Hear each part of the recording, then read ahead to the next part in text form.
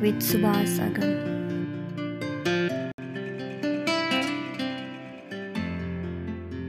तर भारतमा जति पनि द्वादश ज्योतिर्लिङ्गम छ त्यो अहिले मुख्य तीर्थ स्थानहरू छ जहाँ सबैजना तीर्थ गर्न जान्छन्। जस्तो बनारस हाम्रो नजिकै काशीमा विश्वनाथ छ हैन, अमरनाथ छ हैन, यस्तै अनेक अलग अलग नाथहरू धेरै भगवानको नाममा ज्योतिर्लिङ्गम भनेर त्यो मन्दिरहरूमा हाम्रो नेपाल भारतका त जान्छन् आफ्नो ठाउँमा। त नेपालको पनि कति हाम्रो पूर्वजहरू हाम्रो कति पिँढीहरू अहिलेसम्म जाँदै आइरहेछ। हामी पनि जान्छौँ तीर्थ गर्नको लागि, चार धाम गर्नको लागि। आखिर त्यहाँ जुन नामले हेरे पनि ज्योतिर्लिङ्गम परमात्मा भनेर त्यो मन्दिरको बिचोबिच के हुन्छ? के हुन्छ? शिवलिङ्ग। त शिव र शङ्कर एउटै हो भने शङ्करको सुन्दर मूर्ति हुँदाहुँदै लिङ्ग किन पूजा गर्ने हैन? त्यो लिङ्गलाई शङ्कर लिङ्ग भने पनि त हुन्थ्यो नि। शङ्करकै लिङ्ग हो भने शङ्कर लिङ्ग भनेर पूजा गरे। त जसरी हाम्रो हिन्दू शास्त्रमा पनि भगवान शिव ज्योति स्वरूप लिङ्ग रूप हुनुहुन्छ भनेर त्यसको एउटा प्रतिमा, त्यसको एउटा चिन्ह, त्यसको एउटा सिम्बल लिङ्गको रूपमा राखियो भन्न खोजेको त्यही हो हैन? त्यो लिङ्गलाई ज्योतिर्लिङ्ग भन्छ के। त्यो स्त्रीलिङ्ग पुलिङ्ग होइन, त्यो हो ज्योतिर्लिङ्ग। त ज्योतिर्लिङ्गको नाम के हो त? त्यो ज्योतिको नाम के हो त? शिव। त्यो शङ्कर होइन। कहिले पनि भुलेर त्यसलाई शङ्कर लिङ्ग भन्दैनौँ कि हामीले, शिवलिङ्ग नै भन्छौँ। किनकि शिव भनेको बिन्दु, शिव भनेको सत्य, शिव भनेको कल्याणकारी। ध्यान यो हाम्रो कर्मयोग हो के, कर्मयोग हो हैन? ध्यान गर्ने हो, लाइटलाई हेरिराख्ने होइन। यो आँखा त कहीँ पनि लगाउनुहोस् न, बुद्धिको आँखाले पो ज्योतिलाई सम्झिने हो त। अर्जुनले जस्तो यहाँ ध्यान केन्द्रित माछाको आँखामा गरेर माथि साध्ने हो के हैन? हामी त कर्मयोगी हो नि। ध्यान भनेको नि अटेन्सन, म आत्मा हुँ, यही हो ध्यान। म आत्मा शरीर होइन, यो रङ्गमञ्च हो, मलाई फेरि जानु छ, श्रेष्ठ कर्म गर्नु छ, सुखदायी सबैलाई सुख दिनु छ, सबैलाई राम्रो बाटोमा लैजानु छ। त ध्यान हामीले गर्ने ज्योति स्वरूपलाई, उहाँ गुरु पनि, पिता पनि, माता पनि, सर्व सम्बन्ध तमेव माता पिता बन्धु सखा स्वामी, वही ज्योति स्वरूप।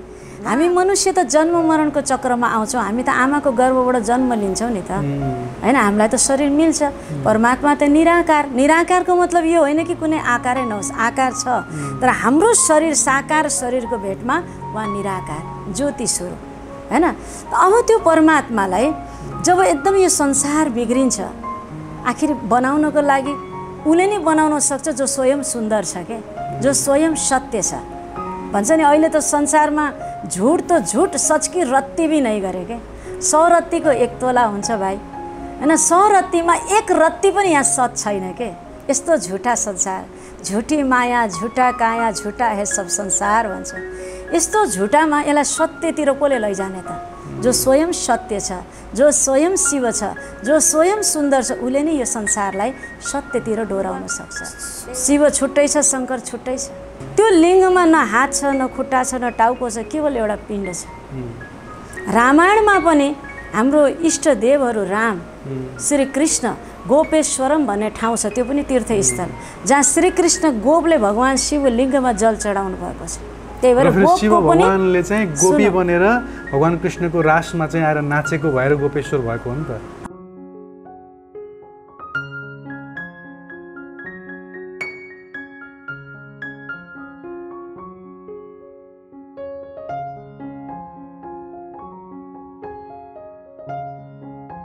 होइन, त्यहाँ यो भनाइ छ कि गोपको पनि ईश्वर श्री कृष्णले जल चढाएको हो नि त्यहाँ। जसरी हैन, रामेश्वरममा त रामले जल चढाएर युद्ध गर्न जानुभयो। हजुर, रामायणमा अब रामायणको पहिला कुरा के आउँछ भन्दा जब श्वेतु बाँध्न थियो लङ्का जानको लागि, पुल बनाउनु थियो, अनि उनी असफल भए, जति ढुङ्गा राखे पनि डुब्थे। अनि उहाँलाई ओहो मैले आफ्नो इष्टदेवलाई याद गर्न बिर्सेँ।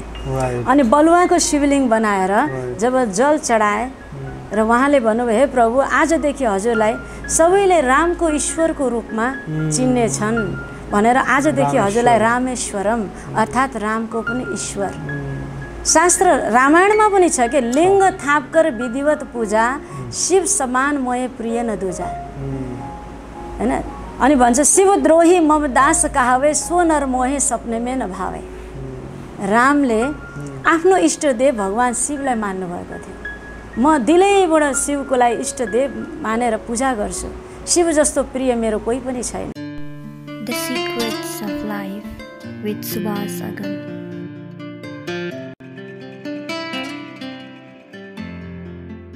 हजुरले चाहिँ भगवान शिवको कुरा लिएर आउनुभएको थियो।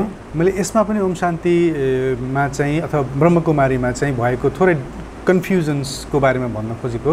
हजुरहरूले भगवान शिवको विग्रहलाई मूर्तिलाई चाहिँ उहाँ शङ्कर हो भनेर भन्नुहुन्छ र चाहिँ शिव भनेको त्यो जुन नाग घाँटीमा लगाउने बाघको चमर बाघको छाला लगाउने डमरू बोकेर त्रिशूल बोकेर हिँड्ने जुन हामी शिव भनेर मान्छौँ, उहाँ शिव होइन, उहाँ चाहिँ शङ्कर हो। उहाँ एउटा व्यक्ति हो, उहाँ चाहिँ अलग्गै एउटा योगी हुनुहुन्थ्यो, महापुरुष हुनुहुन्थ्यो, तर शङ्कर हो, शिव होइन। शिव भनेको अर्कै तत्त्व हो भनेर भन्नुहुन्छ भन्ने सुनेको छु।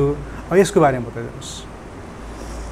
सबभन्दा पहिला त हामीले अब अघि हाम्रो सुरुमा कुरा भएको थियो, वसुदैव कुटुम्बकम, परमेश्वर एउटै हुनुहुन्छ। यो कुरा हजुरले सत्य मान्नुहुन्छ नि होइन? सबैले मान्छन् परमेश्वर एउटै हुनुहुन्छ। अब त्यो परमेश्वर एउटै हुनुहुन्छ भने त परिचय पनि त एउटै, नाम ठेगाना त एउटै हुनुपर्छ, स्वरूप पनि एउटै हुनुपर्छ होइन? भन्दा अनेक भने पनि तर उहाँको यथार्थ परिचय त एउटै हुनुपर्छ। जसको परिचय जबसम्म उहाँले दिनुहुन्न, पिताले जबसम्म परिचय बच्चालाई दिँदैन, बच्चालाई थाहै हुँदैन कि पिताले नै बताउनु पर्छ। त पिता परमात्माले पनि जो परिचय दिनुहुन्छ त्यसको आधारमा आज हामीले देखिरहेछौँ। भगवानको लागि भन्नुपर्दा भगवान एउटै छ, हामी सबै उसको सन्तान, हिन्दू मुस्लिम सिख इसाई आपसमा भाइ भाइ भन्दा भाइ भाइ व्यवहार चाहिँ कसाईको। हिन्दूले मुस्लिमलाई देख्न नसक्ने, मुस्लिमले क्रिस्चियनलाई देख्न नसक्ने किन? किनकि हामी यो बडी कन्सियस जुन धर्म हिन्दूको घरमा गएर जन्म लियो भने हिन्दूको शरीर पाए हिन्दू भयो, मुस्लिमको घरमा गएर जन्म लियो भने मुस्लिमको शरीर मुस्लिम मातपिता भयो भने मुस्लिम भयो, क्रिस्चियन परिवारमा जन्म लियो क्रिस्चियन भयो। तर यहाँ निधारमा होइन हिन्दू मुस्लिम सिख इसाई त कसैको लेखेको छैन। हामी त सबै एउटै ईश्वरको सन्तान हो। यो संसार रङ्गमञ्च हो, यहाँ खेल खेल्न आछौँ। कहिले हिन्दू मुस्लिम सिख इसाई आफ्नो जुन जुन धर्म जो पनि मानेको छ त्यहाँ कहीँ पनि गएर जन्म लिन सक्छौँ। त यो वास्तवमा देहमा आएपछि मात्रै यो धर्म भनेर छुट्टिएको हो कि। तर देहभन्दा माथि जाँदा आत्मामा कुनै धर्म छैन। आत्माको धर्म हो शान्ति। आत्माको धर्म हो शान्ति। चाहे त्यो हिन्दू होस्, चाहे मुस्लिम होस्, चाहे सिख इसाई, सबैले शान्ति खोज्छ कि खोज्दैन? खोज्छ नि। किनकि शान्ति हामी सम्पूर्ण भगवानका बच्चाहरूको स्वधर्म शान्ति हो। त्यही भएर शान्ति सबैलाई मनपर्छ, चाहे कुनै पनि धर्मको होस्, शान्ति सबैलाई मनपर्छ। त सोको पहिचान स्वयंको धर्मको ज्ञान नभएर परधर्ममा गए। परधर्म भनेको देहको धर्म। कोही हिन्दूमा अड्किएको छ, कोही मुस्लिममा अड्किएको छ, क्रिस्चियनमा अड्किएको छ, सिखमा अड्किएको छ, अनेक धर्ममा अड्केर आपसमा लडाइँ झगडा। भन्दा एउटै, मान्दा फेरि अनेक अनेक, अनि फेरि लडाइँ झगडा छ। त यहाँ के बताइन्छ भन्दा त्यो एउटै हो, हामी सबैको पिता, हामी सबै आत्मा, जो सबै यो दैहिक धर्मबाट माथि हामी आत्माको धर्म शान्ति। जस्तो पानीको स्वभाव शीतल हो, अग्निको सम्पर्कमा आउँदा त्यो तातो हुन्छ, तर अग्निबाट अलग लयो भने फेरि त्यो चिसो हुन्छ, शीतल। त्यस्तै हामी आत्माको स्वधर्म पनि शान्ति। यो दैहिक धर्ममा गएर अनेक धर्म के भन्दै लडाइँ झगडा गरे पनि त्यसबाट अलग हुँदा त आत्मालाई त शान्ति नै चाहियो नि। शान्ति नै हाम्रो स्वभाव। र हामी सबैको पिता परमात्मा पनि एउटै हो। हामी भाइ भाइ कसरी भयौँ त नै त? धर्म अलग, राष्ट्र अलग, मातपिता अलग, जात अलग, फेरि हिन्दू मुस्लिम सिख इसाई आपसमा भाइ भाइ या वसुधैव कुटुम्बकम, यो संस्कृतको स्रोत गलत भयो नि त। फेरि यो यथार्थ हो भने त हामी सबैको बाउ त एउटै हो नि त। त्यो को हो त एउटै बाउ? त्यसको परिचय यहाँ के दिइन्छ भन्दा यहाँ जो बेसिक यहाँ 7 डेज कोर्स गराइन्छ होइन, जो एउटा आध्यात्मिक स्पिरिचुअलको वर्णमाला होइन। यहाँ आध्यात्मिकता भनेको के हो त्यो बताइन्छ, जसमा सबभन्दा पहिला केही प्रश्नहरू छ। म को हुँ? म को हुँ? म हिन्दू मुस्लिम सिख इसाई हुँ या म फलाना जातको, फलाना गोत्रको, फलाना प्रदेशको हुँ? म को हुँ? पहिला आफूलाई जान्नु।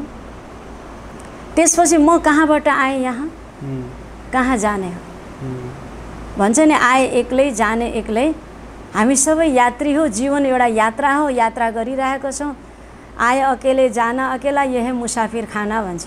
कहाँबाट आयौँ, कहाँ जाने हो त्यो कसैलाई थाहा छैन। भन्दाखेरि जुन बाटो गए पनि जाने ठाउँ एउटै हो त सबैले भन्छ, तर त्यो ठाउँ कहाँ हो त्यो कसैलाई थाहा छैन। अर्को कुरा, यो संसारको क्रिएटर को हुनुहुन्छ, यो संसार रच्नेवाला को, उहाँसँग मेरो के सम्बन्ध छ र म किन यो संसारमा आएँ र यो संसारको भविष्य अब के हुनेवाला छ, कुन समय चलिरहेको छ, अब यसको भविष्य के छ त्यो जान्नु र मेरो जीवनको लक्ष्य के हो, मेरो कर्तव्य के हो, यो कुराहरूमाथि ज्ञान हुनु नै वास्तवमा आध्यात्मिकता हो। यही कुराहरू 7 डेजको जो कोर्स हुन्छ म बताउँदैछु। 7 डेजको कोर्समा यो बताइन्छ। त बताउँदा पहिलो लेसन स्वयंको ज्ञान कहाँबाट आए, अनि तेस्रो लेसन यस संसारको क्रिएटरको, उहाँसँग मेरो सम्बन्ध के हो। त अब परमात्मालाई हजुरले भन्नुभयो हजुर चाहिँ छुट्टै शिव मान्नुहुन्छ रे, शङ्कर छुट्टै रे, हैन।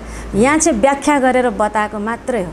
हामी पहिला कन्फ्युजनमा थियौँ कि यो पनि त्यो पनि त्यो पनि के हो कि हामीलाई थाहै छैन। खिचडी मान्ने सबैलाई मान्ने, भगवान एउटै हो पनि भन्ने, एकातिर नाम रूपबाट न्यारा बन्ने, अर्कोतिर नाम पनि जप्ने, रूप पनि राखेर पूजा गर्ने, अर्कोतिर नाम रूपै छैन पनि भन्ने, साकार पनि मान्ने, निराकार पनि मान्ने, जे मन लाग्छ त्यही गर्दै आएको हो।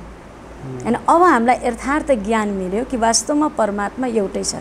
परमात्मा उही हो जो जन्म मरण रहित छ, अजन्मा, अभोक्ता, अकाल मूर्त, कालले खाँदैन, जन्मिँदैन, अभोक्ता छ। दोस्रो परमात्मा उही हो जसलाई कुनै टिचरको आवश्यकता छैन, जो स्वयं टिचरको टिचर, सुप्रिम टिचर हुनुहुन्छ, परम शिक्षक हुनुहुन्छ। तेस्रो परमात्मा ऊ हो जसलाई कुनै आमा बाउको आवश्यकता छैन, स्वयम्भू, स्वयं रचयित हुनुहुन्छ, होइन। किनकि उहाँलाई, चौथो परमात्मा उहाँलाई भन्न सकिन्छ जसको हाम्रो जस्तो देहिक शरीर नभएर जो विदेही छ। गीतामा भनेको छ विदेही, सब देहलाई धर्मलाई छोडेर म विदेहीलाई याद गर। विदेही भनेको जसको देह छैन, जो पञ्चतत्त्वको शरीरबाट अलग मुक्त हुनुहुन्छ। किनकि जन्मै लिनु पर्दैन भने त शरीर पनि त चाहिएन नि। हामी मनुष्य त जन्म लिन्छौँ, त्यही भएर हामीलाई शरीर चाहियो। शरीर चाहिएपछि आमा बाउ पनि चाहियो। तर भगवान त अजन्मा, अभोक्ता, अकाल मूर्त, त्यही भएर आमा बाउ पनि चाहिएन, हाम्रो जस्तो शरीर पनि चाहिएन। तर उहाँ हुनुहुन्छ, उहाँ सम्पूर्ण जगतको आमा बुवाको पनि आमा बुवा, माताको माता, पिताको पिता। त्यही भएर तोमे हो माता छ, पिता तोमे हो भनिन्छ नि। गुरु, सबै गुरुहरूको पनि गुरु सद्गुरु उहाँ नै हुनुहुन्छ। उहाँलाई कुनै गुरुको आवश्यकता छैन, किनकि सबैलाई सद्गति दिनेवाला उहाँ स्वयं हुनुहुन्छ। त उहाँ को हुनुहुन्छ त, जसलाई सबै धर्म शास्त्रमा, हाम्रो धर्मशास्त्रमा पनि र अन्य धर्मले पनि मानेको छ। बताउँ, उहाँ हुनुहुन्छ जस्तो क्रिस्चियन धर्मको धर्मपिता क्राइस्टले के भनेको छ, God is one, God is light. परमात्मा एक हुनुहुन्छ, प्रकाश स्वरूप हुनुहुन्छ। हजुरले भनिरहँदा म यो फोटो हेरिरहेको छु, हैन। हैन, परमात्मा एउटै हुनुहुन्छ, प्रकाश स्वरूप हुनुहुन्छ। म त परमेश्वरको पुत्र हुँ, हैन, परमेश्वरको म सन हुँ, पुत्र हुँ, म मेसेन्जर हुँ, म मेसेज दिनको लागि यो संसारमा आएको हुँ। क्राइस्टले आफूलाई कहिले पनि परमेश्वर भनेन, उनले आफूलाई परमेश्वरको पुत्र भने। तर मान्नेले, जसलाई उनले गड फादर भने, गड इज वान, एउटै छ, एउटा औँला माथि इसारा गरे, लाइट स्वरूप छ, प्रेमको सागर छ, जसलाई उनले इसारा गरे उनलाई मान्नुको बजाय जसले इसारा गरे उसैलाई भगवान भनेर, उसैलाई क्रोसमा ठोकेर, क्रोसमा जो लट्केको शरीर छ, हैन, त्यो शरीरको लकेट बनाएर सबैले लाएर हिँड्छ। उहाँले त आफूलाई मेसेन्जर भनेको हो नि त, सन्देशवाहक भनेको हो नि त। त कसले सन्देश पठाए उसलाई मान्नुको बजाय जसले पठाए उनलाई माने। किन माने भन्दा उनीहरूको भावना एउटा श्रद्धा हो, त्यो पनि। अब भगवान त देखिँदैन, देखिने जो छ भगवान जस्तै छ, त्यही भएर उहाँलाई नै हामीले भगवान मान्यौँ भनेर, त्यो पनि उहाँहरूको श्रद्धा हो, हैन। तर बाउ भनेर छोरालाई मान्दैमा छोरा बाउ त हुँदैन नि, हैन। त्यस्तै हाम्रो गुरु नानकजी जो सिख धर्मको धर्मपिता हुनुहुन्छ, उहाँले पनि एक ओंकार, निरञ्जन, अभोक्ता, अकाल मूर्त भनेर माथि इसारा गरे नि। ओंकार भनेको निराकार, अभोक्ता, अजोनी, हैन, एउटै हुनुहुन्छ, सतनाम, हैन, यो सबै उहाँले पनि माथि इसारा गर्नुभयो। त्यस्तै अर्को हाम्रो यो अब मुस्लिम भाइहरू, उनीहरूले पनि मक्का मदिनामा एउटा काबाको पत्थर भनेर हामीले शालिग्राम राखे जस्तै उनीहरूले पनि त्यो अरबमा, त्यो अरब कन्ट्रीमा जो सबै तीर्थ गर्न जान्छन्, हज गर्न जान्छन्, त्यहाँ एउटा कालो शालिग्राम जस्तो पत्थर राखेर अल्लाह खुदा नूर है भन्छ। नूर भनेको उर्दू भाषामा ज्योति, अल्लाह खुदा भनेको भगवान ईश्वर भने जस्तै हो नि त। नूर भनेको वास्तवमा ज्योति, त भगवान ज्योति छ भनेर उनले पनि माने हैन। त्यस्तै अब हाम्रो हिन्दू शास्त्रहरूमा हेऱ्यो भने परमात्मालाई वेदमा अंगुष्ठा आकार भनेको छ। अंगुष्ठा आकार या दीपक ज्योतिको लौ जस्तो भगवान हुनुहुन्छ भनेर भनेको छ, या ज्योतिर्लिङ्गम भनेर हाम्रो मानेको छ। ज्योतिर्लिङ्गममा पनि द्वादश ज्योतिर्लिङ्गम भनेर भन्छ के, 12वटा ज्योतिर्लिङ्गमलाई मुख्य मान्छ, जो आज भारतमा जताततै छ। हाम्रो नेपालमा छैन। द्वादश ज्योतिर्लिङ्गममा पशुपतिनाथको जो मन्दिर छ त्यो पनि आउँदैन, तर भारतमा जति पनि द्वादश ज्योतिर्लिङ्गम छ त्यो अहिले मुख्य तीर्थ स्थानहरू छ जहाँ सबैजना तीर्थ गर्न जान्छन्। जस्तो बनारस हाम्रो नजिकै काशीमा विश्वनाथ छ हैन, अमरनाथ छ हैन, यस्तै अनेक अलग अलग नाथहरू धेरै भगवानको नाममा ज्योतिर्लिङ्गम भनेर त्यो मन्दिरहरूमा हाम्रो नेपाल भारतका त जान्छन् आफ्नो ठाउँमा। त नेपालको पनि कति हाम्रो पूर्वजहरू, हाम्रो कति पिँढीहरू अहिलेसम्म जाँदै आइरहेछ। हामी पनि जान्छौँ तीर्थ गर्नको लागि, चार धाम गर्नको लागि। आखिर त्यहाँ जुन नामले हेरे पनि ज्योतिर्लिङ्गम परमात्मा भनेर त्यो मन्दिरको बिचोबिच के हुन्छ? के हुन्छ? शिवलिङ्ग। शिवलिङ्ग। त शिव र शङ्कर एउटै हो भने शङ्करको सुन्दर मूर्ति हुँदाहुँदै लिङ्ग किन पूजा गर्ने हैन? त्यो लिङ्गलाई शङ्कर लिङ्ग भने पनि त हुन्थ्यो नि। शङ्करकै लिङ्ग हो भने शङ्कर लिङ्ग भनेर पूजा गरे हुन्थेन? तर त्यही शिवलिङ्गलाई पनि त्यो लिङ्ग भनेको प्रतीक हो भनेर भनिन्छ। म बताउँदैछु। हजुर, लिङ्ग भनेर लिङ्ग जेनिटल सुन्नुहोस् है, शङ्कर मान्छेले त त्यसको पनि त कहीँ अश्लील अर्थ लैजान्छ, लगाउँछ। तर लिङ्ग भनेको त अब सुन्नुहोस्, शङ्कर हो, सिम्बल हो, चिन्ह। मैले भन्नु खोजेको त्यही हो। त जसरी हाम्रो हिन्दू शास्त्रमा पनि भगवान शिव ज्योति स्वरूप लिङ्ग रूप हुनुहुन्छ भनेर त्यसको एउटा प्रतिमा, त्यसको एउटा चिन्ह, त्यसको एउटा सिम्बल लिङ्गको रूपमा राखियो भन्न खोजेको त्यही हो हैन? त्यो लिङ्गलाई ज्योतिर्लिङ्ग भन्छ के। त्यो स्त्रीलिङ्ग पुलिङ्ग होइन, त्यो हो ज्योतिर्लिङ्ग। त ज्योतिर्लिङ्गको नाम के हो त? त्यो ज्योतिको नाम के हो त? शिव। त्यो शङ्कर होइन। कहिले पनि भुलेर त्यसलाई शङ्कर लिङ्ग भन्दैनौँ क्या हामी, शिवलिङ्ग नै भन्छौँ। किनकि शिव भनेको बिन्दु, शिव भनेको सत्य, शिव भनेको कल्याणकारी, जो सदा सर्वदा सम्पूर्ण मानव आत्माको कल्याणकारी पिता भोलानाथ हुनुहुन्छ के। सत्यम शिवम सुन्दरम। सत्य नै शिव हो, शिव नै सुन्दर छ। सत्यम शिवम सुन्दरम। त्यही सत्य परमात्माले नै हामीलाई सत्य कुरा सुनाउन सक्नुहुन्छ। त्यही सत्य परमात्माले नै यो कलियुगलाई सतयुगमा परिणत गर्न सक्नुहुन्छ के। त्यो सुन्दर पिताले नै यो कुरूप संसारलाई सुन्दर बनाउने सामर्थ्य त्यही परमात्मामा छ, जो सत्यम छ, शिवम छ, सुन्दरम छ। जो मानव उसको सम्पर्कमा आउँछ ऊ नै सुन्दर बन्छ। अघि हजुरले भन्नुभयो शिव छुट्टै छ, शङ्कर छुट्टै छ। अब बुझ्नुहोस्, कहिले पनि हामी अघि बताए नि शङ्कर लिङ्ग त्यसलाई भन्दैन, शिवलिङ्ग भन्छौँ।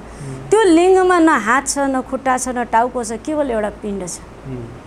रामायणमा पनि हाम्रो इष्टदेवहरू राम, श्रीकृष्ण, गोपेश्वरम भन्ने ठाउँ छ, त्यो पनि तीर्थस्थल जहाँ श्रीकृष्ण गोपले भगवान शिवलिङ्गमा जल चढाउनु भएको छ। त्यही भएर शिव भगवानले चाहिँ गोपी बनेर भगवान कृष्णको रासमा चाहिँ आएर नाचेको भएर गोपेश्वर भएको हो नि त हैन? त्यहाँ यो भनाइ छ कि गोपको पनि ईश्वर श्रीकृष्णले जल चढाएको हो नि त्यहाँ। जसरी हैन, रामेश्वरममा त रामले जल चढाएर युद्ध गर्न जानुभयो। हजुर, रामायणमा अब रामायणको पहिला कुरा के आउँछ भन्दा जब श्वेतु बाँध्नु थियो लङ्का जानको लागि, पुल बनाउनु थियो, अनि उनी असफल भए, जति ढुङ्गा राखे पनि डुब्थे। अनि उहाँलाई ओहो मैले आफ्नो इष्टदेवलाई याद गर्न बिर्सेँ। अनि बलुवाको शिवलिङ्ग बनाएर जब जल चढाए र उहाँले भन्नुभयो हे प्रभु आजदेखि हजुरलाई सबैले रामको ईश्वरको रूपमा चिन्नेछन्, भनेर आजदेखि हजुरलाई रामेश्वरम अर्थात् रामको पनि ईश्वर। शास्त्र रामायणमा पनि छ कि लिङ्ग थापकर विधिवत पूजा शिव समान मोहे प्रिय न दूजा हैन। अनि भन्छ शिवद्रोही मम दास कहावे सो नर मोहे सपने में न भावे। रामले आफ्नो इष्टदेव भगवान शिवलाई मान्नु भएको थियो। म दिलैबाट शिवको लागि इष्टदेव मानेर पूजा गर्छु, शिव जस्तो प्रिय मेरो कोही पनि छैन। जो नरले शिवको निन्दा गर्छ त्यो नरलाई म सपनामा पनि देख्न चाहन्न भनेर राम एउटा श्लोकको रूपमा हैन यसरी बताइएको छ कि रामको पनि इष्टदेव भगवान शिव थियो। कहीँ पनि त्यो शिव भन्ने शब्द अथवा शिव भन्ने जुन जुन त्यो इमेज छ नि उसको आइडेन्टिफिकेसन भनेको त्यही नाग घाँटीमा भएको शङ्कर भगवानलाई जुन अथवा हामी शिव पनि भनेर भन्छौँ उहाँसँग नै आइडेन्टिफिकेसन हुन्छ के। टुक्रा कहाँबाट भयो? ठिक छ, हामीले छुट्टै म बताउँदैछु, हामीले छुट्टा हामीले गरेको होइन कि छुट्टा अटोमेटिक आफै छ, जो छ आफ्नै ठाउँमा छ। हेर्नुहोस् है रामले जुन त्यो रामेश्वरमा पूजा गरेको जुन छ नि सुन्नुहोस् न, त्यहाँ देखाउनेले पो शङ्कर देखाइदिए तर उहाँले त सिम्बल त के राख्नु भएको थियो? ज्योतिर्लिङ्गकै राख्नु भएको थियो नि, एउटा शिवलिङ्ग थियो, शिवलिङ्ग नै राख्नु भएको थियो। त्यो ज्योतिर्लिङ्ग पनि भनिन्छ हो। त्यो हजुरले यो बुझ्नु, त्यो शिवलिङ्ग भनेको नै ज्योतिको चिन्ह हो कि ज्योतिर्लिङ्ग। स्त्रीलिङ्ग पुलिङ्ग नभएर ज्योतिर्लिङ्ग। तर शङ्कर होइन भन्ने चाहिँ कहाँबाट आयो? म भन्छु शङ्कर हो तर शिव र शङ्कर छुट्टै, यो भन्नु यो चाहिँ कसरी? म बताउँछु। त्यस्तै गोपेश्वरम भन्दा पनि गोपको पनि ईश्वर के हैन त। हाम्रो इष्टदेवले पनि जसलाई माने, देवको पनि देव सर्वोच्च शक्ति भगवान शिव। अब हामी आफै उच्चारण गर्दा शिव र शङ्कर दुईटा नाम छ कि छैन? छ कि छैन? अनि भगवानका त अनेक नाम छन्। सुन म भन्छु, त्यहाँ शिव र शङ्कर। अनि हाम्रो कर्तव्य पनि त हामीले फरक पाउँछौँ। शङ्कर भनेको संहारकारी, शङ्करको तेस्रो नेत्र खुल्दा संहार भयो, शङ्कर संहारकारी। शिव शब्दको अर्थ हो कल्याणकारी। कर्तव्य पनि अन्तर, नाम पनि अन्तर, रूप पनि अन्तर। ज्योतिर्लिङ्ग शङ्कर नै शिव हो भने कति मन्दिरमा शङ्करको मूर्ति हुँदाहुँदै शङ्करको मूर्तिमा ताम्रपत्रबाट जल चढाए हुन्थ्यो नि, तर शङ्करको मूर्तिमा होइन शिवलिङ्गै चाहिन्छ क्या जल चढाउनलाई। शिवालयमा हमेसा शङ्करको मूर्ति होस् नहोस् तर शिवलिङ्ग चाहिँ बिचोबिचमा चाहिन्छ। मूर्तिको पूजा गरेर सिद्धि नभएर किन लिङ्गै चाहियो भन्दा अनि शङ्करलाई जहिले पनि अर्ध आँखा खोलेर ध्यान अवस्थामा मगन देखाउनुको कारण के? आफै भगवान भए आफ्नो ध्यान त आफै गर्नु पर्थेन। भगवान शिवलाई रुद्र पनि भनिन्छ के, भगवान शिवको अर्को नाम रुद्र। शङ्कर स्वयंले शङ्कर रुद्रको माला धारण गरेर रुद्राक्षलाई स्मरण गरेको देखाइन्छ के कहीँ कहीँ। भगवान हैन शङ्करले पनि झरेको कारण जे होस् त्यो दाना हामीले अहिले देख्दा त एउटा वृक्षको फल हो नि त, त्यो फलको नै माला बनाएर जो रुद्रको प्रतीक शिवको प्रतीक हो शङ्कर स्वयंले धारण गरेर कैलाशमा रुद्राक्षलाई स्मरण गर्दै कैलाशमा उच्च अवस्थामा ध्यान गर्थे अरे। शङ्करलाई त ध्यान अवस्थामा देखाउँछ नि। अब हजुरले शिव पुराणलाई मान्नुहुन्छ भने म एकचोटि यसरी नै कसैलाई भेट्न जाँदा टिभी सिरियल चलिरहेको थियो शिव पुराण, मैले त्यो पुरै पढेको त छैन तर त्यो सिरियलमा मैले के पाएँ, त्यहाँ चाहिँ शङ्करज्यू चाहिँ कैलाशमा ध्यान गरिरहनु भएको थियो। माता सती घरिघरि आउनुहुन्छ होइन, शङ्कर उहाँ आफ्नो पतिदेवसँग कुराकानी गर्नको लागि, तर जहिले आए उहाँ ध्यानमा देखेर फेरि फर्केर हुन्छ। त्यो सिन चाहिँ नन्दीले देखिरहनु भएको हुन्छ हैन। अनि सतीदेवी आउँदै जाँदै गर्दा अनि नन्दीलाई पनि छटपट्टि हुन्छ कि ध्यान छिटो खुले त हुन्थ्यो नि भन्ने लाग्छ। अनि पछि गएर सतीदेवी आउँदाखेरि बल्ल शिवजीको आँखा शङ्करको आँखा खुल्छ। खुल्दाखेरि अनि माता सतीले उहाँलाई सोध्नुहुन्छ, स्वामी हजुरको यो संसारमा सबभन्दा अझै प्रिय मभन्दा पनि प्रिय को छ जसलाई हजुरले सधैँ जसको ध्यानमा हजुर सधैँ मगन हुनुहुन्छ? मभन्दा पनि कोही प्रिय छ जसको ध्यानमा हजुर मगन हुनुहुन्छ? म कतिचोटि आएँ हजुरलाई मगन देखेर म फर्केँ, को छ प्रभु त्यो बताउनुहोस् त, मभन्दा प्रिय भनेर प्रश्न गर्छन्।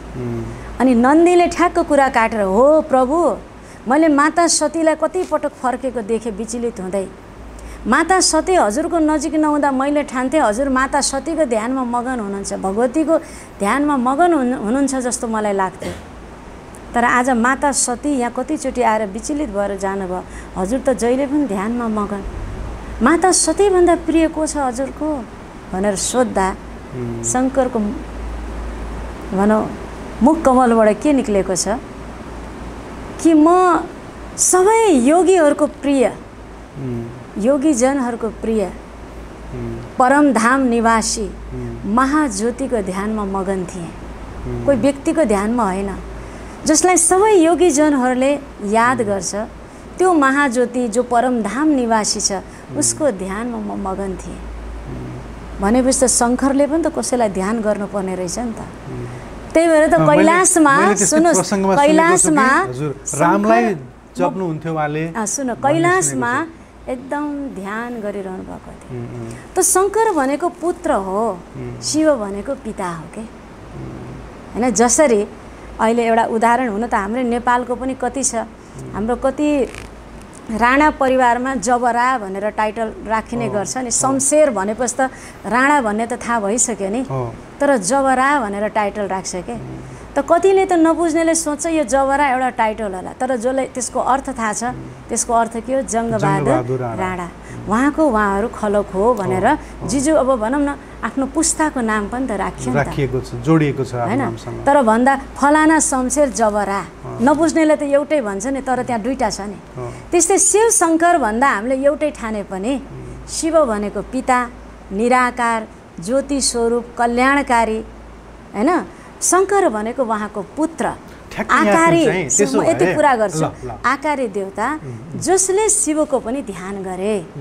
उहाँको कर्तव्य विनाशकारी, संहारकारी भन्छ नि। ब्रह्माद्वारा स्थापना, विष्णुद्वारा पालना, शङ्करको द्वारा विनाश। द्वारा उहाँद्वारा यो तीन देवको पनि रचयिता त्रिमूर्ति शिव भनेर भनिन्छ के। तीन मूर्तिको पनि रचयिता शिव परमात्मा हुनुहुन्छ। अनि यस्तो राम्रो भगवान् शिव हजुरले यति धेरै हरेक प्रसङ्गबाट शिवलाई ठुलो बनाएर शिवलिङ्गको यति धेरै महत्ता भनिसकेपछि ओम शान्तिमा कहीँ शिवलिङ्ग देखिन्न नि त, किन होला? छ, यस्तो नभएको होइन, तर त्यो पनि वास्तविक स्वरूप भक्तिमा। अब मैले भन्छु अब हामीले त्यो लाइट देख्छौँ ओम शान्तिमा आइसकेपछि, त्यो लाइट देख्छौँ हजुर। जबसम्म बुझ्दैन होइन, परमात्मा ज्योति स्वरूप हुनुहुन्छ, सूक्ष्म ज्योति अनि सूक्ष्म। जस्तो अणु सूक्ष्म छ नि, विज्ञानले के भन्छ, जुन चिज एकदम सूक्ष्म हुन्छ त्यो शक्तिशाली हुन्छ। अणुले त हाइड्रोजन बम, मिसाइल्स बमहरू के बन्छ नि होइन त, कति शक्तिशाली हुन्छ। त जस्तो हामी आत्मा सूक्ष्म छ, यो चर्म चक्षुले देख्दैन। परमात्माको यथार्थ रूप पनि परमात्मा अति सूक्ष्म, जसलाई यो आँखाले देख्न सक्दैन, ज्योति हो। त्यो त एउटा सिम्बल हो के होइन। कसैले भावनाले बलुवाको सानो पिण्ड बनाएर पूजा गरे, कसैले अलि ठुलो स्ट्यान्ड बनाए, जल चढाउँदाखेरि यसो खस्ने जस्तो स्ट्यान्ड बनाए, कसैले यति ठुलो बनाए कि यसरी हेर्न पर्ने बनाए, तर त्यही नै त भगवान्को रूप त होइन नि त।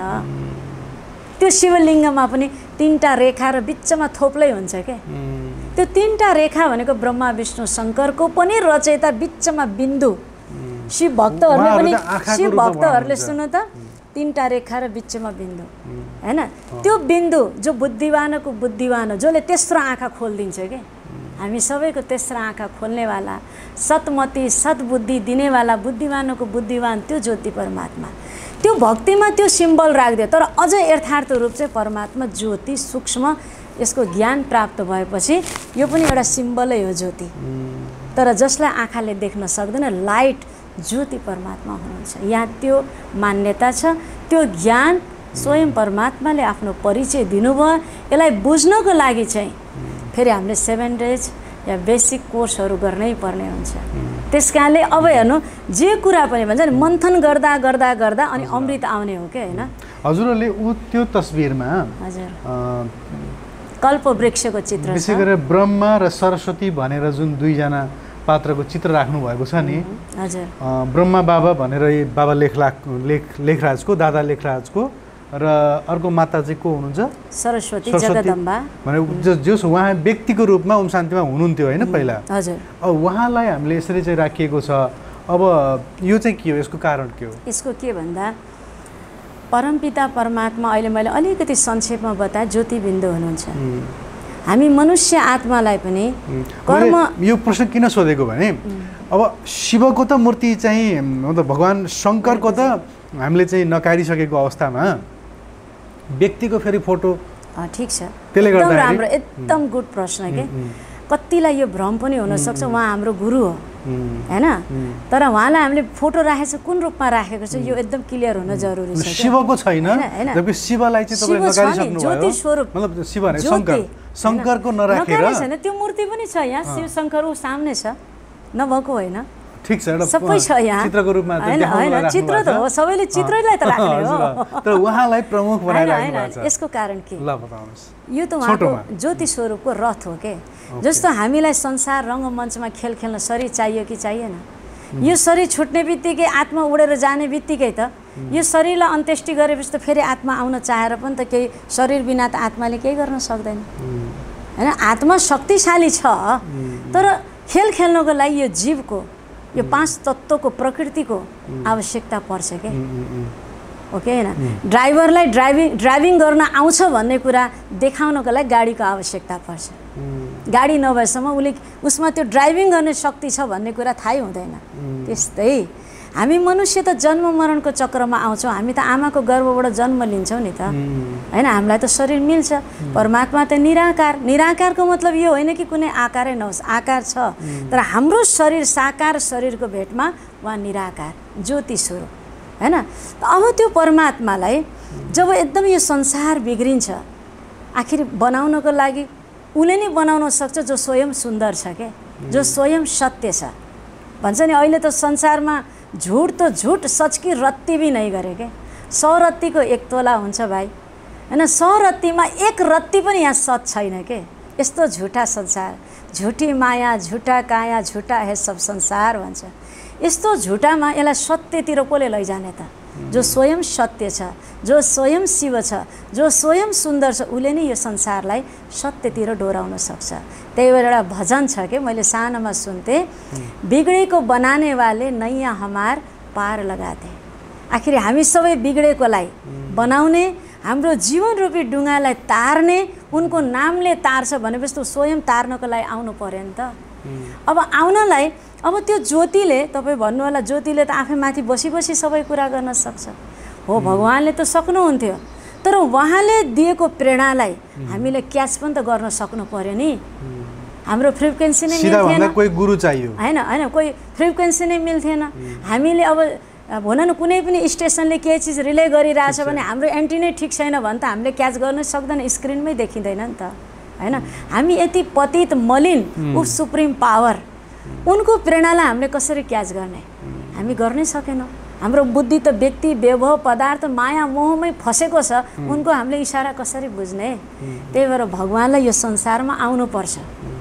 स्वयं भगवानलाई, जस्तो एउटा लाटालाई डान्स सिकाउनु पर्यो भने गुरुलाई आफै नाचेर देखाउनु पर्यो कि, एक्सन गरेर, बोलेर उसले बुझ्दैन भने हामीलाई पनि श्रेष्ठ मानव भनेको कस्तो हुन्छ, श्रेष्ठ कर्म भनेको कस्तो हुन्छ, श्रेष्ठ चरित्र भनेको कस्तो हुन्छ, त्याग भनेको के, तपस्या भनेको के भन्ने कुरा देखाउनलाई परमात्मालाई सृष्टिमा परकाय प्रवेश गर्नुपर्छ। आफ्नो शरीर छैन अनि अर्काको यो प्रकृति पञ्चतत्त्वको शरीरलाई प्रवेश गरेर बस गरेर परमात्माले उनको मुखार बिन्दुद्वारा ज्ञान दिनुहुन्छ। त्यही भएर भनेछ नि, मलाई सबै आत्माले चिन्दैन, धर्मग्लानीको समयमा म आउँछु, साधारण तनमा आउँछु, कोटोमा कोहीले मलाई चिन्छ, मूढमती आत्माले मलाई चिन्दैन। म परकाया प्रवेश गरेर आउँछु। परकाया भने अर्काको शरीर, काया भनेको शरीर, शरीरमा प्रवेश गर्छु। त जब परमात्मा, ऊ त एउटा हिराको व्यापारी थियो नि हैन, केही चिजको कमी थिएन, बिना ताजको राजा थिए, तर भक्तिमा एकदम भक्तिपरायण थिए। भक्ति बेसरी गर्ने वैष्णव कुलको हुनुहुन्थ्यो, सात्विक हुनुहुन्थ्यो, 12वटा त उहाँको गुरु थियो हैन। गीता नपढिकन उहाँले कुनै पनि कार्य सुरु गर्नुहुन्थेन, एकदम भक्तिमा लीन हुनुहुन्थ्यो के। उहाँ विष्णु भक्त, नारायणको भक्त, नारायणलाई त पकेटमै लिएर हिँड्नुहुन्थ्यो। यस्तो भक्त आत्मा हैन, कहाँ वहाँ अब जानी जानन हार ज्ञानको सागर, हरेक आत्माको जन्मपत्री त त्यो परमात्मालाई थाहा छ नि त। उहाँलाई कुन रथ अब कुन तनमा आउने त्यो पनि उहाँले नै चोइस गर्ने कुरा हो नि त, उहाँले नै आफूले रोज्ने हो नि त हैन। जो योग्य लाग्यो उहाँको शरीरको माध्यम, कहाँ विष्णु भक्त जब उहाँलाई यसमा आउनुभन्दा पहिला मैले अलिकति छोटकरीमा बताएँ, उहाँ एकदम हिराको व्यापारी। हाम्रो महेन्द्र सरकारको पालामा राजा महाराजाहरू हिरा त ठुल्ठुलो रोयल फ्यामिलीले त लिन आउँछ नि, एलिजाबेथहरू सबै ठुल्ठुलो व्यक्तिहरूसँग उहाँको सम्पर्क थियो के। धेरै राम्रो कुराहरू विस्तारमा यसको इतिहास लामो छ, तर संक्षेपमा भन्नुपर्दा उहाँ आफ्नै दुनियाँमा मगन, भक्ति पूजापाठमा मगन हुनुहुन्थ्यो। एक दिन उहाँ बनारसमा काशीमा आफ्नो मित्र थियो, मित्रलाई भेट्न आउँदा उहाँले बगैँचामा, उहाँलाई एकान्तमा जान मन लाग्यो। बगैँचामा बस्दाखेरि उहाँले एकैचोटि यो संसारको महाविनाश देख्नुभयो के। यो 1936 को कुरा, 36-37 को कुरा हो कि 36बाट सुरु भयो। विधिवत ईश्वरीय विश्वविद्यालय नामाकरण त 1937बाट भयो, हाम्रो संस्थाको स्थापना। तर सुरुवात चाहिँ 1936बाट नै भएको थियो के। त्यति बेला भारत र पाकिस्तानको पनि लडाई बटवारा थिएन, पाकिस्तानै थिएन भनौँ न, त्यो त 48 बल्ल भयो होइन, केही पनि थिएन, एउटै थियो त्यति बेला भारत। त त्यो बेलामा बनारस काशीमा आउँदा उहाँलाई चाहिँ महाविनाशको साक्षात्कार उहाँले देख्नुभयो। यस्तो देख्नुभयो कि भारतमा चाहिँ हिन्दू मुसलमान एकदमै लडेर खुनको नदी बगाइरहेछन्, प्राकृतिक प्रकोपहरू, अति आगजनी, आँधी तुफान होइन, बाढी, यो सबले खत्तम भइरहेछ। अनि के त्यति बेला चाहिँ हाइड्रोजन मिसाइल्स बमहरू बनेकै थिएन भने उहाँले त्यो सबै कुरा अब भनौँ न शान्ति नै थियो विश्वभरि नै। उहाँले त्यति बेला के देख्नुभयो, ठुलो ठुलो आगको फलामको तत्त्व उडेर आएर अनि आगको गोला, उहाँको भाषामा आगोको गोला एकदम फुट्थ्यो होइन। त्यो हाइड्रोजन मिसाइल्स अहिले जो त्यसको महिमा जुन वर्णन छ त्यो हाइड्रोजन र मिसाइल्सकै प्रतीक हो। त्यो ठुलो ठुलो एकदम फलामको तत्त्व आएर पड्किन्थ्यो अनि सारा संसार ध्वस्त हुन्थ्यो। माने कि उहाँले यो सारा संसारको महाविनाश देख्नुभयो। त्यो देख्दाखेरि चाहिँ उहाँ पसिनै पसिना, मान्छेलाई जब सपनामा पनि एकदम डरलाग्दो सपना देख्दा त साँच्चै नै विपनामै अतालिएको हुन्छ नि त। उहाँको त्यो सपना थिएन, उहाँ बसिराख्दा नै सुतेको त थिएन, सुत्नु भएको थिएन, बस्दा बस्दै आँखा खुल्दा खुल्दै उहाँले त्यो साक्षात्कार गर्नुभएको थियो। तर त्यो साक्षात्कारमा पनि उहाँ चाहिँ एकदमै डराएको, पसिनै पसिना भएको। हे प्रभु, अब मैले यो हेर्न सक्दैन, म हेर्नै सक्दैन प्रभु, अब यसलाई बन्द गरिदियो प्रभु भनेर हात जोडेर एकदम प्रार्थना गरेपछि बल्ल त्यो सिन खत्तम भयो। अब जब उहाँलाई आफ्नो स्वरूप, आफ्नो त्यो ध्यान, अन्तर्ध्यान भनौँ, त्यो साक्षात्कारबाट होइन हट्नु भयो त उहाँले देख्दा आफूमा पसिनै पसिना एकदम डराएको, साँच्चै डर पनि लाग्यो उहाँलाई होइन। मैले यो के देखिरहेको छु, म यस्तो संसार खत्तम हुन्छ, एकदमै उहाँलाई वैराग्य आयो, यो संसार सब खत्तम हुन्छ। अनि आफ्नो व्यापार सम्झिनु भयो, हिरा, त्यो सबैबाट वैराग्य आयो। अब यो खत्तम हुन्छ, अब यो खत्तम हुन्छ, अब के गर्ने, खत्तम हुन्छ। उहाँलाई आफ्नो व्यापारमा, धन्दामा, केहीमा पनि मन लागेन, कसैसँग बोल्न पनि मन लागेन। उहाँ त अर्कै अन्तर्मुखी जस्तो हुनुभयो। त्यहाँबाट उहाँको व्यापार धन्दा थियो कलकत्तामा होइन। उहाँ सिन्धी परिवारको हुनुहुन्थ्यो, सिन्धीमा पनि कृपलानी ब्राह्मण परिवारको हुनुहुन्थ्यो र कलकत्तामा गएपछि पनि उहाँको मन त्यो व्यापार धन्दाबाट एकदम उठिसक्यो। अनि सब परिवारलाई लायो अनि जो पनि सम्पर्कमा हुनुहुन्थ्यो उहाँको सबैलाई लाग्यो यो दादा लखीराज बाबु, सबैले मान्थे लखीराज बाबु, दादा लखीराज भनेर मान्थे। सिन्धीमा दादा भनेको दाजु हैन, सबैले दादा लखीराज भनेर एकदम रेस्पेक्टको भावनाले समाजमा हेर्थे। तर उहाँको चाहिँ जब क्रियाकलाप देख्न थाले यो साक्षात्कारपछि एकदम अलग अलग अलग अलग हैन, सबैबाट अलग अलग एकान्तमा जाने। अनि यस्तै हुँदा हुँदा उहाँलाई फेरि अर्को साक्षात्कार भयो। उहाँलाई एकदम खिचा भयो, समुद्रको छेउमा जान मन केले ताने जस्तो भयो। अनि उहाँ जाँदा उहाँ यसरी एकान्तमा बसिराख्दाखेरि उहाँले देख्नुभयो आकाशको ताराहरू, संसार एकदम ताराको दुनियाँ छ। त्यो तारा एउटा खस्यो धरतीमा, धरती पुरै बगैँचा भएको छ। त्यो आकाशबाट तारा खस्छ, त्यो तारा फुटेर देवीको रूपमा प्रकट हुन्छ। फेरि अर्को तारा खस्छ उसैको नजिक, फेरि त्यो देवताको रूपमा। यसरी क्रमशः सबै तारा धरतीमा आउँदै फुट्दै देवी र देवता। अनि सबै धरती बगैँचा छ। अनि त्यो बगैँचामा सबै ताजधारी देवी देवताहरू झलझल झलझल देख्दाखेरि मन फेरि एकदम आनन्दित भयो। ओहो, मैले के देखिरहेको छु, यो मेरो भक्तिको फल हो के हो, एकदम मन्त्रमुग्ध भएर हेरिराख्नु भयो। हेर्दा मगन भएर हेर्दा हेर्दै एउटा कानमा आवाज आयो, तिमीलाई यस्तो दुनियाँ बनाउनु छ, तुम्हें ऐसी दुनियाँ बनानी है। त्यो कसले भने त्यो थाहा छैन, तर स्पष्ट कानमा उहाँलाई आएर के तिमीलाई यस्तो दुनियाँ बनाउनु छ। अब म त एउटा हिराको व्यापारी मान्छे, त्यो पनि उहाँको त्यो साक्षात्कार पनि पुरा भयो। अनि उहाँ सामान्य स्थितिमा आउनुभयो, अब उहाँ चक्राउनु भयो। म त एउटा साधारण मान्छे, हिराको व्यापारी, त्यो पनि संसारको यो हालत देखेर अहिले मेरो मनस्थिति नै ठिक छैन। अब म एउटा साधारण मानवले यस्तो दुनियाँ कसरी बनाउने, अचम्म लाग्यो। फेरि उहाँलाई त्यस्तै हुँदा भक्ति त गर्नुहुन्थ्यो, विष्णुको भक्ति गर्नको लागि आफ्नो जो घरको मन्दिर थियो पूजा गरिराख्दा उहाँ धेरै जति पनि मन्दिरहरूको विष्णुहरू आएर अहम चतुर्भुज तत्त्वम, अहम चतुर्भुज तत्त्वम भनेर सबैले आशीर्वाद दिनुभयो अरे। सबै विष्णुहरूको दर्शन भयो, एकदम गदगद हुनुभयो। मैले आजसम्म भक्ति गरेको मैले पाएँ, यसको अर्थ के? अनि खुसी भएर गुरुको पास गएँ। गुरु आज गुरुवर मैले यस्तो देखेँ, तपाईँको कृपा भयो, मलाई भगवान् विष्णुको दर्शन भयो भन्दा होइन मैले कृपा गर्न सक्दैन, गर्ने भए त मैले पहिल्यै गर्थेँ नि। यो त भगवान्को कृपा हो तपाईँको माथि। के देख्नुभयो भन्दा अहम चतुर्भुज तत्त्व, म नै विष्णु तिमी हो। यो कस्तो आशीर्वाद हो, अचम्म लाग्यो। फेरि यसो गर्दा गर्दा उहाँलाई साक्षात्कार हुँदै गयो। एक दिन यस्तिकै उहाँ अब अनेक सत्सङ्गबाट पनि मन उठिसक्यो। पहिला गुरु भएसम्म कहिले नउठ्ने, गुरुलाई एकदम मान्ने, तर अब उहाँलाई आफ्नो बसमा छैन कि। उहाँ सत्सङ्ग चलिरहेको थियो, गीता पाठ चलिरहेको थियो, सबैजना वरिपरि छिमेकीहरू आएर ज्ञान सुनिरहेका थिए, सत्सङ्ग गरिरहेको थिए, तर बिचबाट उहाँ उठ्नुभयो। उहाँलाई नै थाहा छैन, किनकि खिचाव भयो। गएर अनि कोठामा एकदम ध्यान मगन हुनुहुन्थ्यो। अनि एकछिनपछि उहाँको कोही नातेदारलाई सङ्कल्प आयो कि आखिर बुहारीलाई कि यो किन यसरी दादा उठेर जानुभयो? यस्तो त हामीलाई उहाँले यस्तो संस्कार सिकाउनुहुन्थ्यो कि गुरु नउठेसम्म नउठ्ने, होइन? गुरु जुन बाटो हिँड्नुहुन्थ्यो त्यहाँ गुलाबको पङ्खुडीहरू बिछाउनुहुन्थ्यो, यति गुरुलाई मान्ने।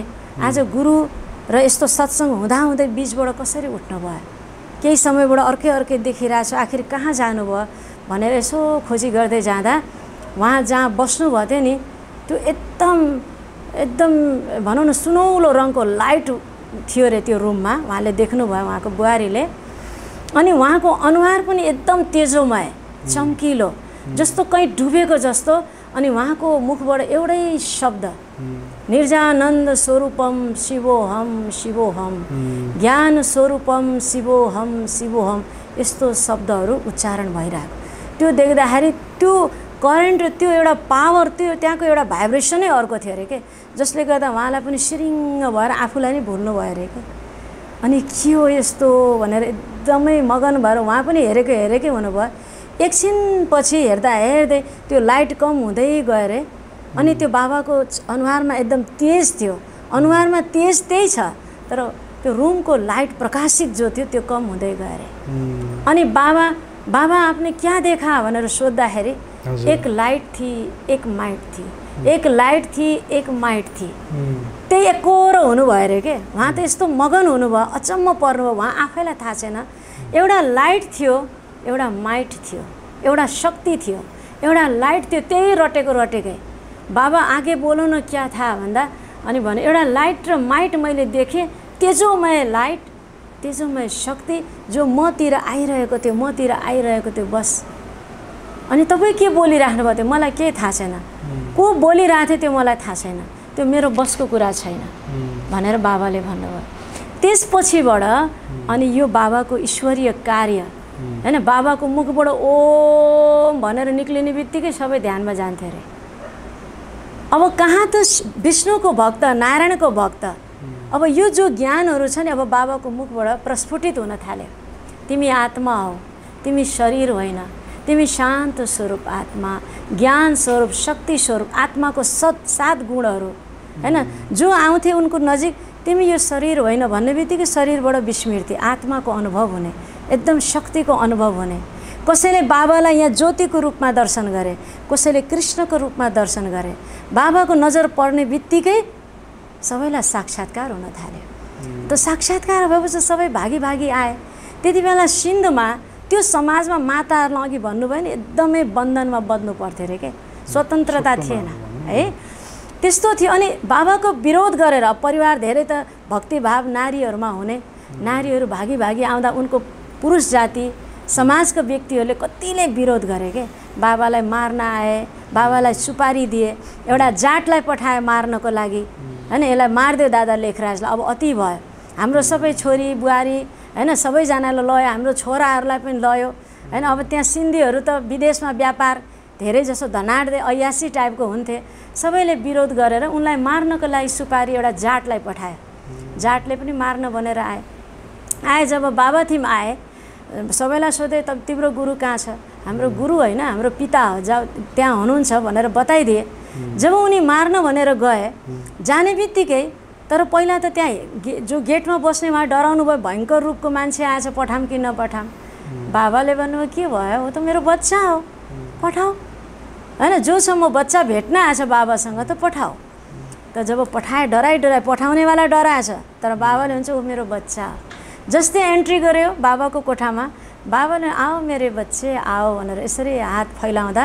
उसले त वाहेगुरुको दर्शन पाए त्यो जाटले जसको प्रति उसको श्रद्धा थियो नि त्यो उनले दर्शन पायो वाहेगुरुले हात फैलाएको तब त्यो जाट त पानी भएर त्यही नतमस्तक भएर मूर्छा एकदमै रोएर ढोक्दै घोप्टी परेर बाबाको चरणमा आएर मार्न आएको हतियार नै बाबाको चरणमा राखे वाहेगुरु मलाई क्षमा गर्नु मलाई मेरो भुल भयो यसरी कति परीक्षाहरू भयो धेरै विरोधहरू आए नि त हैन त्यो सबै यो सब कार्य ज्योति स्वरूप परमात्माको जो एउटा विष्णु भक्त नारायण भक्त उहाँ चाहिँ हाम्रो एउटा आदर्श उहाँ हाम्रो गुरु होइन त्यहाँ जुन चित्रमा म बताउँदैछु उहाँ हाम्रो गुरु होइन उहाँ हाम्रो आदर्श हो के हैन उहाँको दिव्य नाम परमात्माले उहाँको मुख कमल मुखलाई आधार बनाउनु भयो भगवानलाई किन चाहियो उहाँले पछि गएर उहाँले आफ्नो 18 लाख प्रेरणा मिल्यो अनि आफ्नो सारा सम्पत्ति त्यति बेला उहाँको 80 लाख आउँथ्यो के पार्टनरमा काम गर्नुभयो त्यो 80 लाख उहाँको हिस्सा थियो तर उहाँले माग्नुभयो 80 लाख मेरो हिस्सा देऊ म अब मैले मेरो कार्य अब यो भनौँ न यो उहाँले हिरालाई पत्थर देख्नुभयो यो होइन मैले संसार परिवर्तनको कार्यमा लगाउनु छ भगवानको अर्को आदेश छ त उनको पार्टनरले भने दादा अहिले त जम्मा मेरो पास नगद त 18 लाख रुपियाँ मात्रै छ कता अल्झिएको छ त्यसलाई निकाल्न समय लाग्छ 1 महिना टाइम दिनु म तपाईलाई दिन्छु त बाबाले 1 महिना त के एक पल पनि म रोक्दैन ठीक छ त्यो सबै तिमीले ल्याऊ 18 लाख जे छ यो कालको बुलावा भगवानको आदेश जे छ मलाई देऊ त्यो लिएर 8 वटा माताहरूको कमिटी बनाएर यो धेरै लामो इतिहास छ अनि फेरि उहाँले आफ्नो सम्पूर्ण समर्पण गरेर सुटेड बुटेडबाट यहाँ धोती र कुर्तामा आउनुभयो र उहाँ हामी सबैको सेवाधारी एउटा अलौकिक पिता गार्जनको रूपमा उहाँले पनि नारी शक्तिलाई सुन्नु उहाँले यसको मुख्य प्रशासिका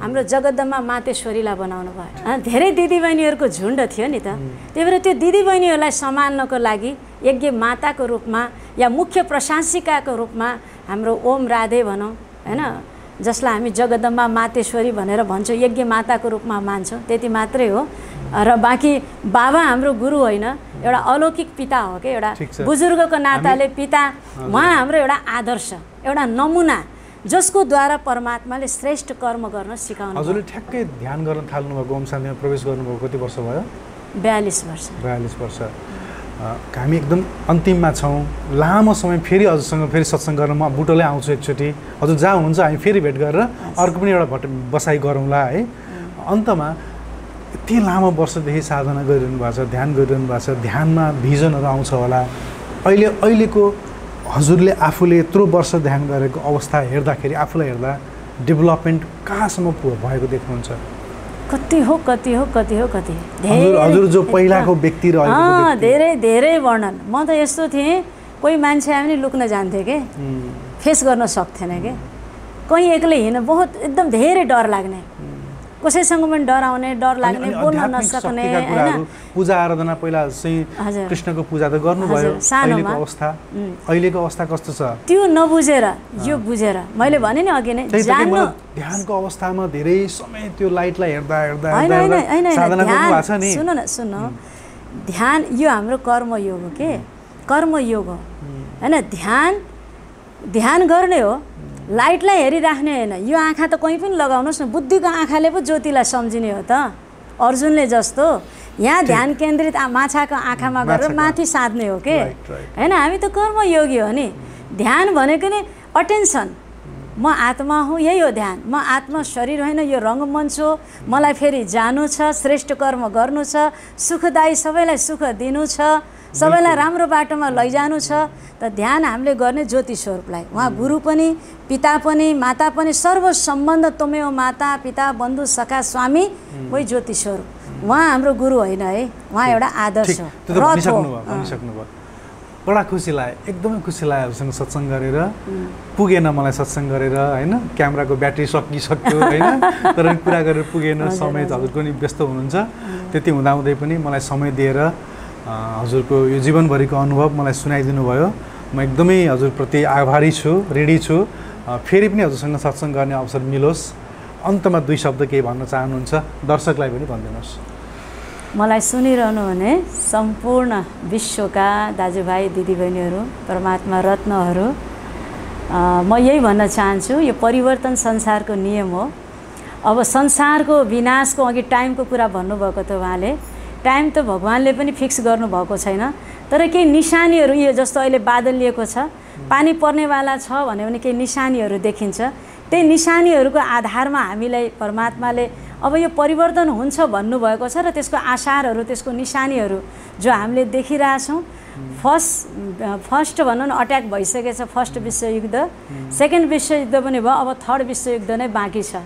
फर्स्ट अट्याकमा मार्जिन हुन्छ, दोस्रो अट्याकमा अलिकति मार्जिन हुन्छ, तेस्रो अट्याकमा मार्जिनै हुँदैन। त्यस कारणले तेस्रो अट्याक अब संसारमा हुनेवाला छ। त्यो त टाढाको कुरा हो, तर हामीलाई कुन बेला अट्याक आउने हो हामीलाई थाहा छैन। त्यस कारणले पहिला भन्नुहुन्थ्यो टाउको माथि मृत्यु, अहिले त मलाई यस्तो अनुभव हुन्छ, दायाँ हेरे पनि मृत्यु, बायाँ हेरे पनि मृत्यु, पछाडि हेरे पनि मृत्यु, अगाडि हेरे पनि मृत्यु, तल माथि जताततै मृत्यु नै मृत्यु। कहिले first corona, second corona, third corona, यस्तो किसिमको स्थिति। प्रकृति पनि तमोप्रधान, प्रकृतिको हालत पनि डामाडोल, राजनीतिको हालत पनि डामाडोल, देशको विश्वको सबै राष्ट्रको मनुष्यको स्थिति नै डामाडोल छ। त्यस कारणले आउनुहोस् अब यो समयलाई चिनेर अब लिएर जाने कमाई, अहिले समयको छोडेर जाने या दिएर जाने कमाई हामीले बटुल्दैछौँ। अब लिएर जाने कमाई गरौँ, समयलाई चिन्नुहोस्, आफूलाई चिन्नुहोस्, आफ्नो एउटा आत्मालाई जागृत गर्नुहोस्। यही म यहाँहरूलाई भन्न चाहन्छु। यति भन्दै यहाँको भला होस्, कल्याण होस् है। र अब जसले हामीलाई यहाँ पठायो त्यो परमात्मालाई, पितालाई चिन्नुहोस्, उहाँसँग सम्बन्ध राख्नुहोस्, आफ्नो इनर पावर, आफ्नो भित्रको विल पावरलाई बढाउनुहोस्, किनकि अब आउने समयमा त्यसको आवश्यकता छ।